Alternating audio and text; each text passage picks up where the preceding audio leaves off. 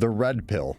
What would you define that as? Everybody's seen The Matrix, but if you haven't seen it, I've actually watched this movie, funny enough, and I realized after watching it so many times, like, oh yeah, me too. He was given an opportunity by a character named Morpheus, and he said he offered the red pill or the blue pill. If he took the blue pill, then he'll stay in La La Land. If you take the red pill, you're going to get truth. The metaphorical application of this is really quite poetically beautiful, because most people, whether they ever have the integrity to admit it or not, have chosen willful ignorance. They have, on a multitude of levels. At this point especially, if you are continuing to spout these programmed, mind-controlled ridiculousness lies, then you have chosen willful ignorance. There's nothing that could substantiate that this thing between your ears is so inadequate that you couldn't figure it out. But you chose not to look at the truth. God help you. So Neo was promised the truth, and he got the truth. And the truth isn't pleasant, especially not for Americans. This is a decidedly unpleasant thing. You will alienate friends. You may lose your income. You may be slandered. You may be libeled. You may be doxxed. You will not be rewarded for standing in truth like Jesus. You will be punished. They are attacking this on every single level, the very thing that I swore an oath to protect and defend. So why are they so scared of the truth? Maybe that is why Jesus said, and ye shall know the truth. And I took that pill when I was in the Marine Corps, and I was a rock-solid Marine. I was the highest award rifle expert qualification. I had a perfect physical fitness test one year. I did 2 voluntary indocs for snipers. So out of a battalion of Marines, which is several hundred Marines, 5 of us volunteered for that, because basically you're volunteering to get your ass. They're going to push you. Breaking point for the vast majority of men. But if you don't quit, if you have what it takes to pass that indoc, now you're qualified potentially to be a sniper or a recon. I volunteered to go off to war before my unit was even assigned. And in that period, I did not just follow orders. I resisted, which is very topical right now, because we've got 6 U.S. politicians who have gone on record to warn the troops, like, do not accept an illegal order. You must reject that order. And this is such a key point. If we just follow orders, and those orders are to commit executions, to torture, to kill civilians in violation, you must refuse that order. And even your oath, according to the Uniform Code of Military Justice, binds you to this. So don't just follow orders. Demand that your leadership gives you only lawful orders, and then do your job. The red pill for me was when we got an unlawful order and everybody accepted it, although they were whining about it. I'm the guy who said no, and I went above my chain of command. I did the right thing. I owned up to it. I could have done it clandestinely.